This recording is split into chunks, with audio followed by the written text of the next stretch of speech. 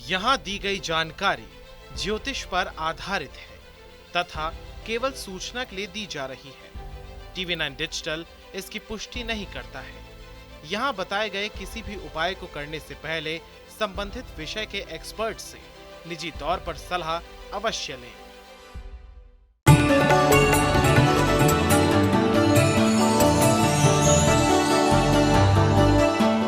या देवी सर्वभूतेषु मां कुष्मांडा रूपेण संस्थित नमस्तस्यै नमस्तस्यै नमस्तस्यै नमो नमः। सुरा संपूर्ण कलशम रुधिराप्लुतमेव च दधाना हस्त पाद्याभ्याम कुष्मांडा शुभ दास्तु में। माँ की 8 भुजाएं हैं जिसमें कमंडल, धनुष बाण, शंख, चक्र, गदा, सिद्धियों और निधियों से युक्त जाप माला और अमृत कलश भी विराजमान है। माँ कुष्मांडा ने अपनी मंद मुस्कान की छटा बिखेर कर सृष्टि की रचना की थी।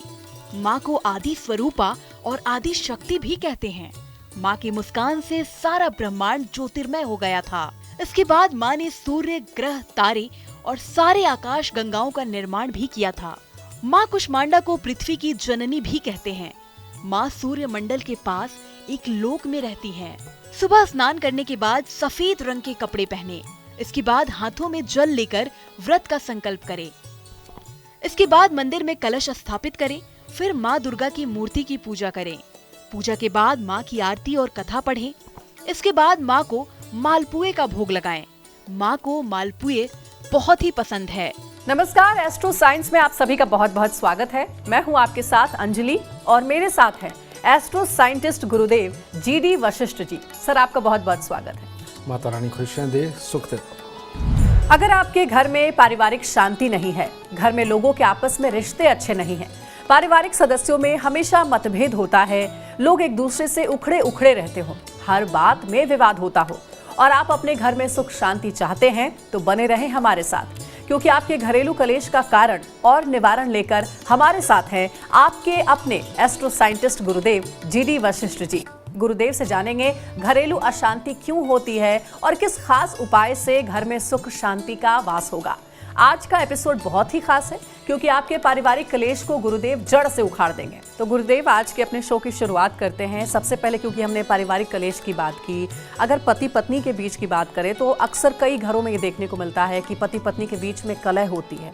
हम कई बार ऐसा सुनते भी हैं। कुछ पति पत्नी ऐसे भी होते हैं कि झगड़ा और कलह इतनी ज़्यादा बढ़ जाती है कि नौबत हाथापाई मारपीट तक आ जाती है। तो क्या पति पत्नी के बीच झगड़ा होने के पीछे किसी तरीके का गृह दोष भी होता है? क्या होता है ये गृह दोष और इसका निवारण क्या है? जन्म कुंडली का 7वां और 12वां घर ये डायरेक्ट पति पत्नी के साथ संबंधित होता है। 12वां घर मियाँ बीवी के मिलन का होता है और 7वां मन से बंधन बांधने का होता है, जिसे हम शादी बोलते हैं जी। ठीक है। जब इन घरों के अंदर कोई भी खराब ग्रह बैठने लगते हैं और वो जो बैठे हुए ग्रह है इस घरों के अंदर, वो जब अशुभ होते हैं तो मियाँ बीवी में कला होती है, लेकिन अलग नहीं होते। लड़ाई झगड़ा, मार पिटाई, ये सब कुछ होता है और बहुत बहुत दिन तक अपने ही घर में रहते हुए अलग अलग रहते हैं। तो ये जन्म कुंडली के 7वें और 12वें घर के कारण होता है। इसके अंदर अगर 7वें, 12वें और तीसरे घर के अंदर खास तौर पे कोई अशुभ ग्रह बैठा हुआ हो तो मियाँ बीवी का लड़ाई झगड़े के बाद में तलाक भी होता है। ये चीज़ इसीलिए हमारे संस्कारों के अंदर जो हमें हमारे दादी, नानी, परनानी के पास से जो एक संस्कार मिले कि गृहिणियों को सुबह सुबह नहा धो करके मंदिर ज़रूर जाना चाहिए। अब वो मंदिर जाएंगी तो खाली हाथ तो जाएंगी नहीं, और कुछ ना कुछ फूल, फल, मिठाई, ना घर पे ही बनाई हुई कोई मिठाई, ये लेकर के जब वो मंदिर जाती हैं तो 12वें घर की अशुभता को ये खत्म करने में सबसे उपयोगी एनर्जी बनती है। ठीक है। सारा खेल एनर्जीज का है जी, ऑरा का है।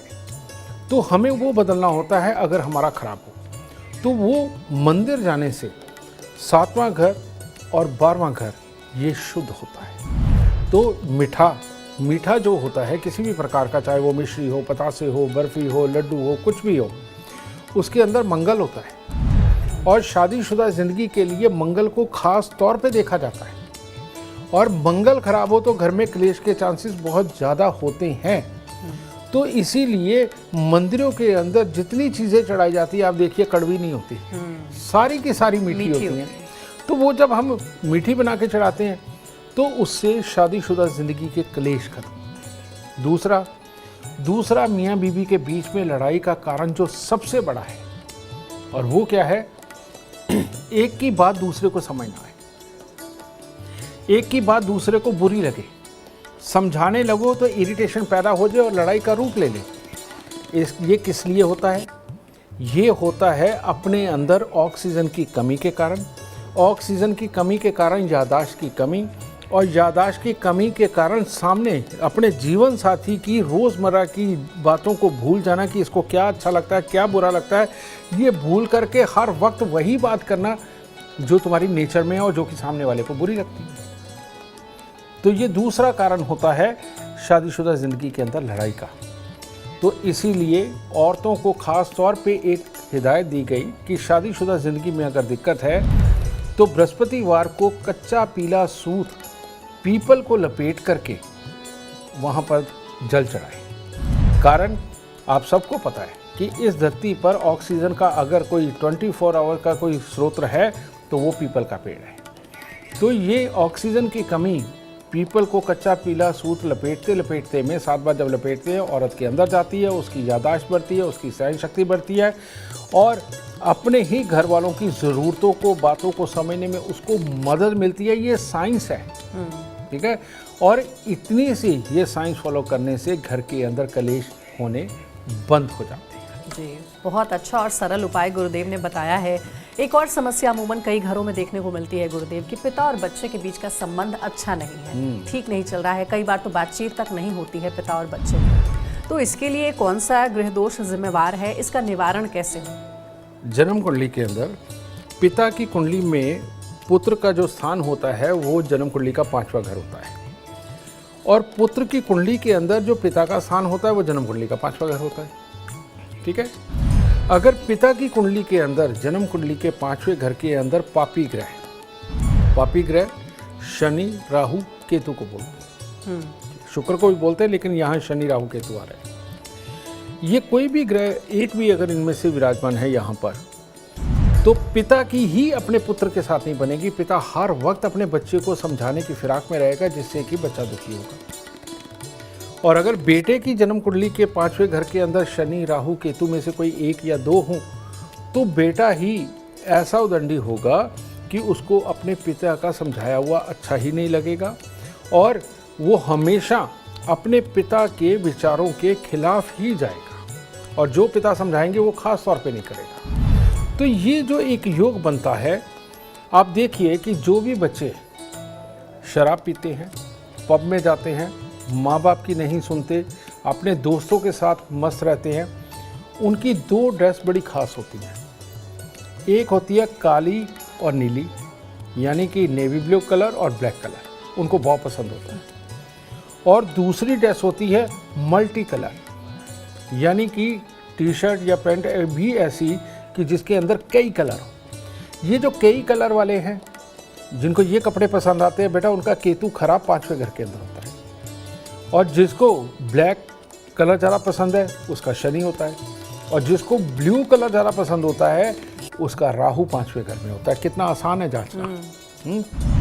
अब ऐसी अवस्था में जिस बच्चे का, मान लीजिए आपके घर में कोई ऐसा बच्चा है और जिसका स्वभाव नहीं मिल पाता माँ बाप से, या माँ बाप जो समझाते हैं वो उसको नहीं फॉलो करता है और हमेशा विचारों में तकरार रहती है, तो आपको जांचना क्या है। अगर वो मल्टी कलर पसंद करता है तो ऐसी अवस्था में 43 दिन लगातार 200 ग्राम चावल, 200 ग्राम देसी खांड दान दे दीजिए, आपका बच्चा सीधा हो जाएगा। और ख़ास तौर पे ऐसे बच्चे को अगर ज़ुकाम, डस्ट, एलर्जी भी रहता है तो फिर तो ये उपाय रामबाण की तरह काम करेगा, और माँ बाप के साथ विचार भी मिलने लगेंगे। सिर्फ 43 दिन ये चावल और देसी खांड दान देना है।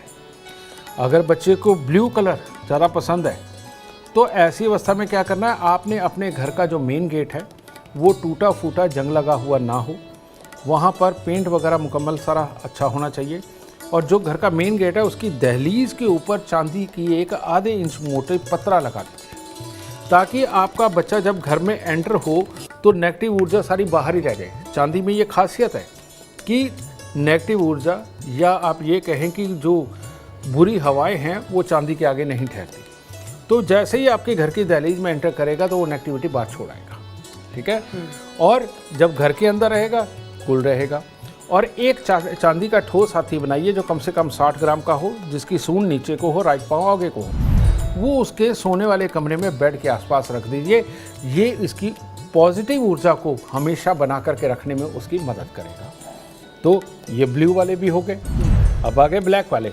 अगर आपके बच्चे को ब्लैक कलर बहुत ज़्यादा पसंद है और चिड़चिड़ा रहता है, उसकी आंखों में दिक्कत रहती है, इरिटेट रहता है, जल्दी बाल सफ़ेद भी हो रहे हैं, अगर इस तरह के सिम्टम्स बच्चे के अंदर है और आपका कहना नहीं मानता और आपस में नहीं बनती है, कुछ नहीं, माँ करे या बाप करे, 43 दिन लगातार 8 साबुत बादाम लेकर के मंदिर चढ़ाएं, प्रणाम करें, आते हुए 4 वापस उठा करके ले आने, ठीक है, और लाके लोहे के डिब्बे में बंद करके उनको किसी अंधेरी जगह पे रखें जहां सूरज की रोशनी ना पड़ती हो। 43 दिन ऐसा करने के बाद डिब्बे को बंद करके वहीं पड़ा रहने दें और 1 साल तक इन बादामों को अपने घर पे रखें। 1 साल बाद उठा करके बादामों को जल प्रवाह कर दें, डिब्बा कहीं बाहर फेंक। आप ये करके देखिए, पक्की बात है, ये लाल किताब अमृत के उपाय, वशीय ज्योतिष के उपाय आपकी पूरी ज़िंदगी के दुख तकलीफ ख़त्म करने में पूरी तरह सक्षम है।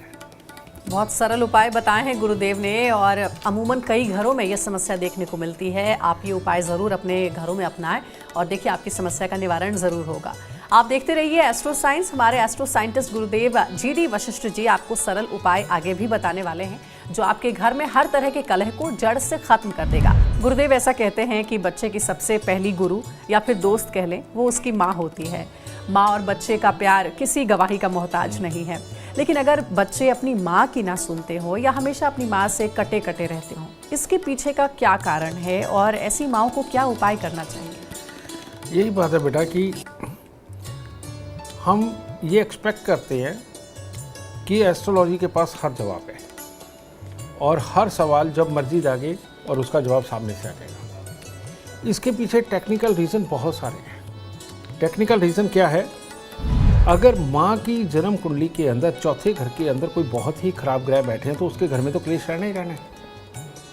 और अगर बच्चे की जन्म कुंडली के अंदर चंद्रमा बहुत खराब अवस्था के अंदर है तो ऐसी अवस्था में भी माँ के दुखों का कोई ना कोई हिस्सा पैदा होता ही रहेगा। और बच्चे के लगन में या चौथे घर के अंदर कोई खराब ग्रह बैठे हैं तो माँ के साथ उसका कोई ना कोई टकराव वैमनस्य चलता ही रहेगा। अब ये दो चीज़ें हो गई।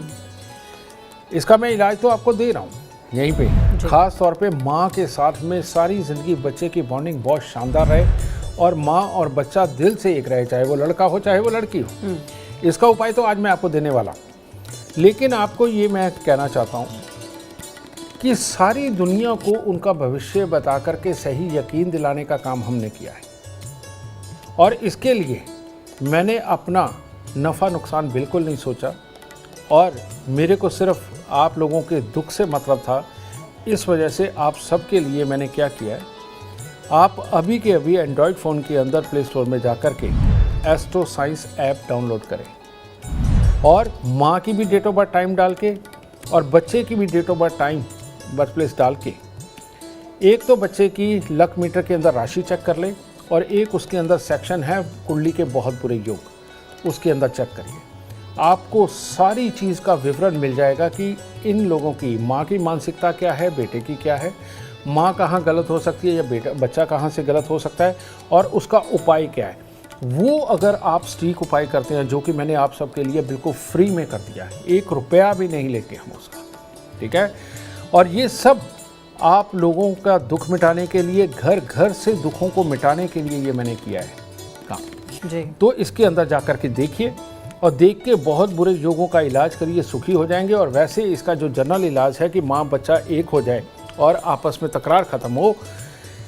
पहले लोग सुबह नहा धो करके जल लेते थे, जल में थोड़ा सा दूध डालते थे, 4 दाने चीनी के डालते थे और जाकर के बड़ के पेड़ पे चढ़ाते थे और गीली मिट्टी का तिलक लगा के आया करते थे। सबसे उत्तम इलाज ये है।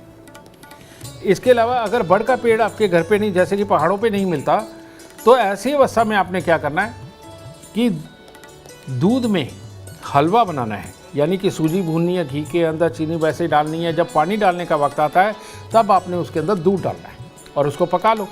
और हर मंगलवार को ये दूध के अंदर बना हुआ हलवा मंदिर चढ़ा करके गरीबों में बांटो।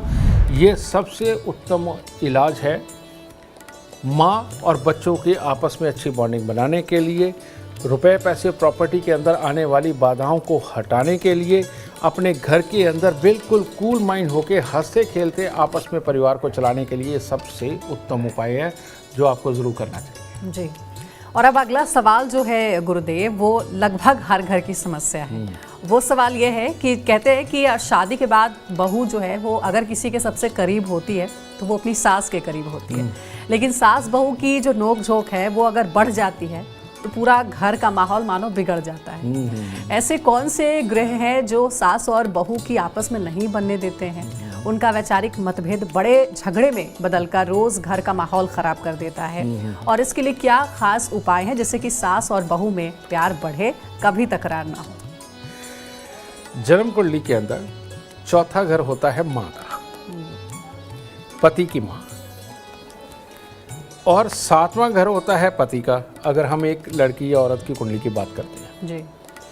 चौथे घर से पानी देखा जाता है और सातवें घर से मिट्टी देखी जाती है, खेती वाली। ठीक है, तो इन दोनों का मेल तो है ही नहीं। अगर लिमिटेड मात्रा में खेती के अंदर पानी जाए तो फसल पैदा होती है, घर में खुशहाली आती है ना। इसको आप ये कह सकते हैं कि अगर सास का इंटरफेरेंस थोड़ा कम रहे तो घर में खुशहाली ज़्यादा अच्छी रहती है। ठीक है, लेकिन अब बाढ़ वाली सिचुएशन देखिए कि बाढ़ आती है तो वो क्या करती है, जब बाढ़ आती है वो खेतों की मिट्टी को काट के बहुत बड़ा हिस्सा अपने साथ बहा करके ले जाती है, यानी कि इसे बोलते हैं चौथे और सातवें घर की लड़ाई, यानी चंद्र शुक्र आपस में मिलकर के नीच केतु बनाते हैं। ये एस्ट्रोलॉजिकल वे है इसको जानने का। तो ये पानी और मिट्टी की जो लड़ाई है यही सास और बहू की लड़ाई है जी। ठीक है, इसके अंदर हमें देखना क्या है। अब हो सकता है बहू गलत हो सकता है सास गलत हो, तो ये चीज़ है। तो ऐसी अवस्था के अंदर एक मीडिएशन के लिए कोई होना चाहिए जो इन दोनों को समझा सके कि कौन गलत है कौन सही है, और बात को ये अपने ऊपर लेकर के ठंडा कर सके। ऐसे ही एस्ट्रोलॉजी है। कहते हैं दो दुश्मन ग्रह अगर आपस में मिल रहे हैं तो बीच में एक ग्रह ऐसा बैठा दीजिए जो इसका भी मित्र हो इसका भी मित्र हो, तो ये लड़ाई बंद हो जाती है। ये बड़ा मुश्किल संयोग भी है गुरुदेव। हाँ, जो आप कह रहे हैं। नहीं, मैं इसका अभी बताऊंगा कि हमारे संस्कारों में इसे कैसे किया गया जी। हमारे संस्कारों के अंदर सबसे पहले लड़की को दहेज के अंदर चांदी देते थे ज़्यादा। ठीक है, अब लोग अमीर हो गए, सोना देना शुरू कर दिया। अब जितना ज़्यादा दहेज के अंदर सोना आता है तो वो चांदी तो आई नहीं जी। ठीक है, उसकी वजह से बृहस्पति देव आ गए, जिसके कारण गर्मी रहती है और लड़की को घमंड रहता है कि मैं पैसा ज़्यादा लेके आई हूँ, मैं अमीर घर से आई हूँ। वो भी एक पंगा पड़ता है। एक ये, दूसरा, जो लड़की सिंदूर नहीं लगाती, माथे पे लाल रंग की बिंदी नहीं लगाती और हाथ में वो जो चूड़ा पहनते हैं ये नहीं पहनती, बहुत जल्दी त्याग देती है, उसके घर में सास बहू की लड़ाई कंफर्म है, तय है। क्योंकि ये साइंस है।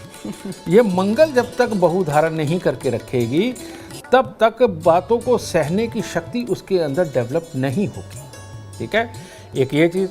चलिए, मॉडर्न ज़माना है, आप चूड़ा भी नहीं पहन सकते, सिंदूर भी नहीं लगा सकते, बिंदी भी नहीं लगा सकते, चलो मान लिया। एक काम कर लीजिए, एक चांदी की डिब्बी लीजिए, चांदी की डिब्बी में शहद भर लीजिए और शहद भर के एल्फी वगैरह से उसको चिपका लीजिए ताकि वो शहद बाहर ना आए।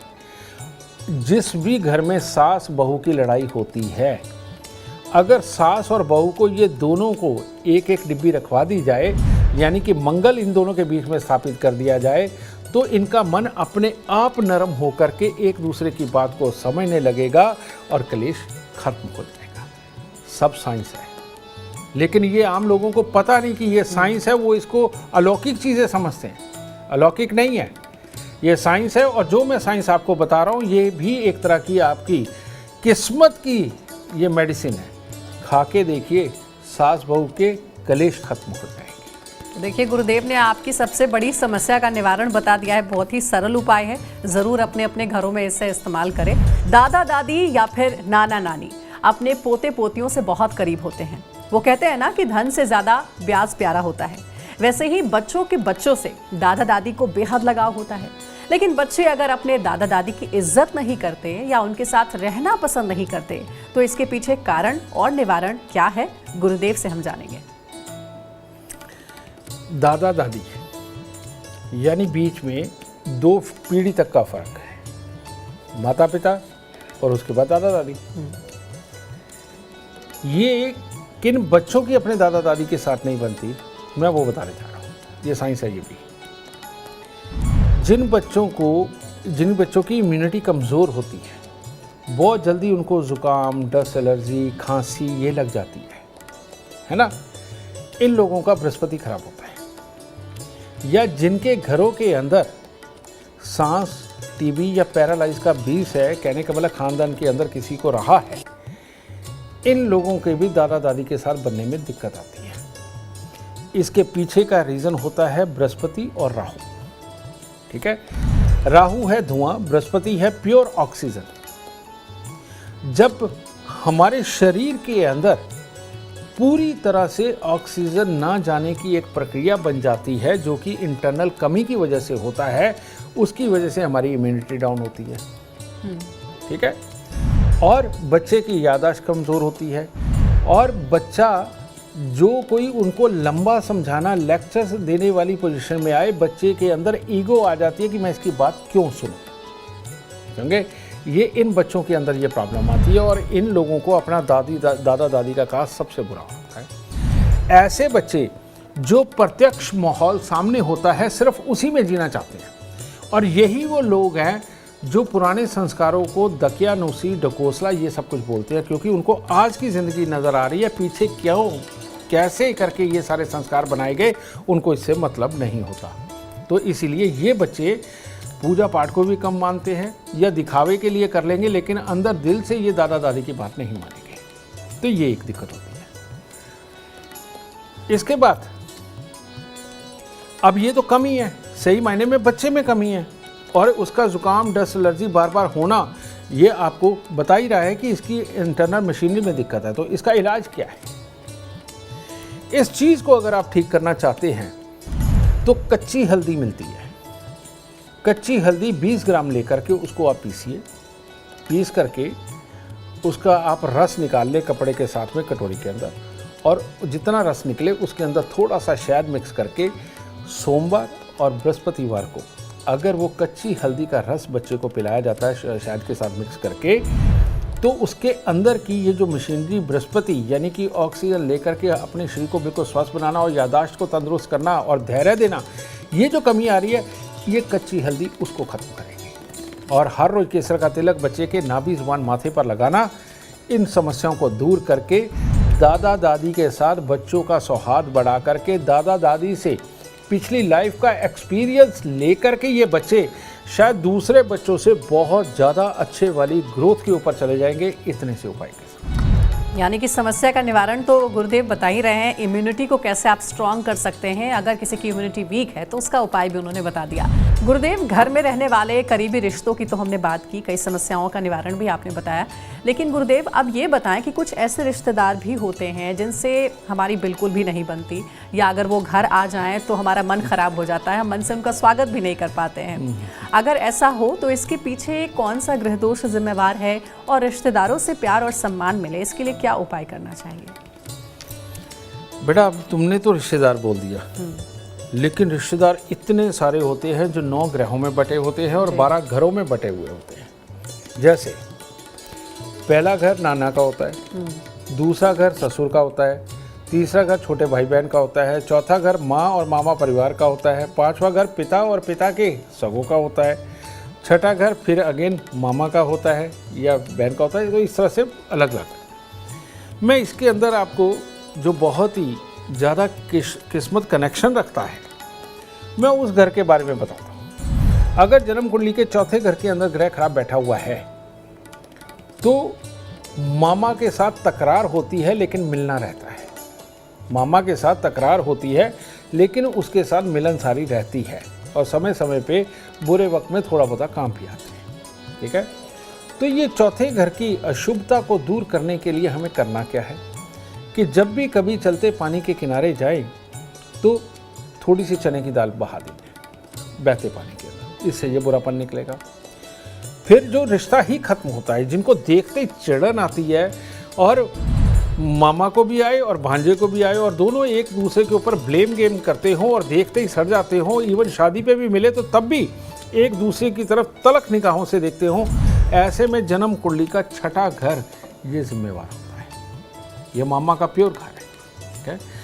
ऐसी अवस्था के अंदर बेटा अगर ऐसा इंसान बंदरों को गुड़ गेहूं खिलाता रहे और नीले रंग के फूल ये माँ सरस्वती को समय समय पे अर्पण करता रहे तो उसके अपने मामा परिवार के साथ में ये प्रॉब्लम खत्म हो जाएगी और फिर मामा को भांजे को देख के और भांजे को मामा को देख करके चिड़न कभी नहीं आएगी।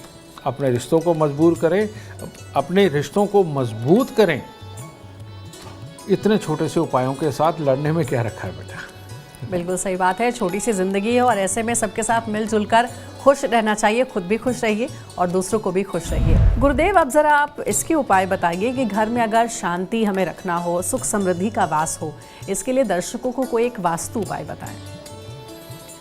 जन्म कुंडली का जो दूसरा घर होता है ये धन के लिए होता है, लिक्विडिटी के लिए, अपने कुनबे के लिए, ससुराल के लिए और हमारी वाणी के लिए जन्म कुंडली का दूसरा घर देखा जाता है।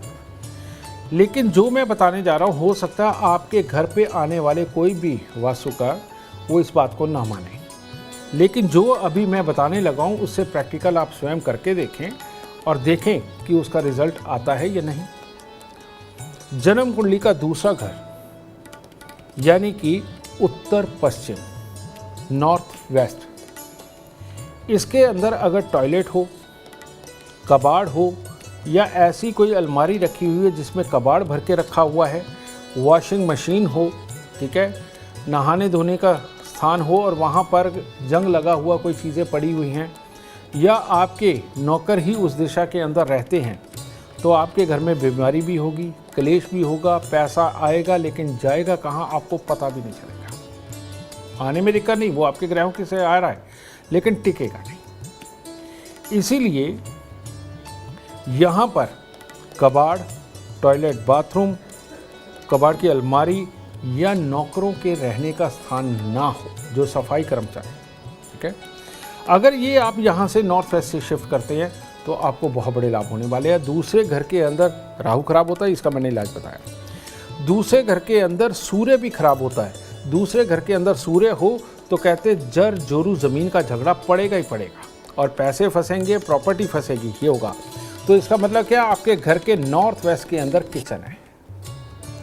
अगर नॉर्थ वेस्ट के अंदर किचन रही, वहाँ चूल्हा जलता रहा तो जर जोरू ज़मीन का झगड़ा पड़ेगा, पैसा आएगा, आप प्रॉपर्टी पे लगाएंगे, उसके डॉक्यूमेंट में प्रॉब्लम निकल आए, बीच में आदमी प्रॉब्लम कर दे, कुछ भी कर दे, उसमें दिखते रहेंगी और बीवी बीमार रहेगी, आपस में क्लेश रहेगा और जिसको पैसा दे दोगे वो वापस नहीं मिलेगा।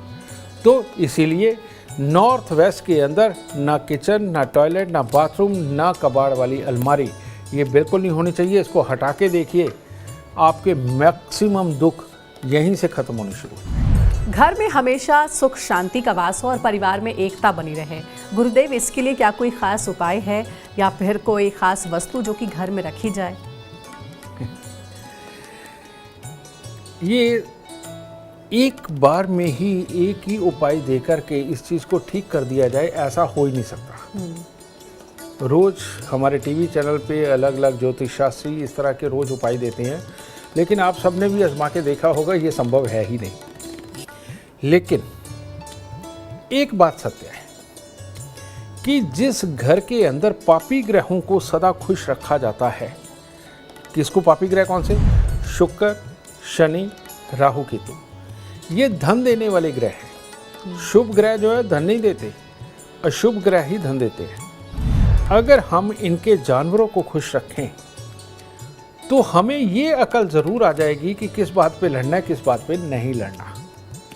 क्योंकि लड़ना भी ज़रूरी होता है, कई बार हक की बात होती है, कई बार सामने से गलत हो रहा होता है, उसका जवाब देना भी ज़रूरी होता है, ठीक है, उससे नहीं बचना, लेकिन बेमतलब की बातों से बचना ज़रूरी है जिसके कारण घर में सुख शांति बनी रहे। तो आज आप सबको आपके घर में रुपया पैसा आए, आपके बच्चे तरक्की करें, आपके आइडियाज सक्सेस हों, मियाँ बीवी का रिश्ता परफेक्ट रहे और घर के अंदर किसी चीज़ की कमी ना हो, उसका मैं उपाय देने जा रहा हूँ।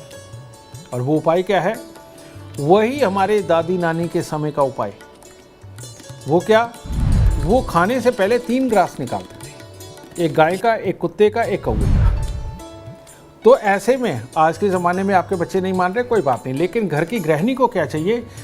आज जब घर का खाना बनने लगा है सुबह के वक्त में, वो जो पहली रोटी तवे के ऊपर डाली है ना, उसको पका के उसको अलग रख दे और सबको खाना पीना खिलाए, सबको ऑफिस भेजे, स्कूल भेजे, और उसके बाद वो एक रोटी को आधी तोड़ के गाय को दे दे, आधी कुत्ते को डाल दे और आधी छोटा छोटा छोटा करके कौवों के लिए डाल दे।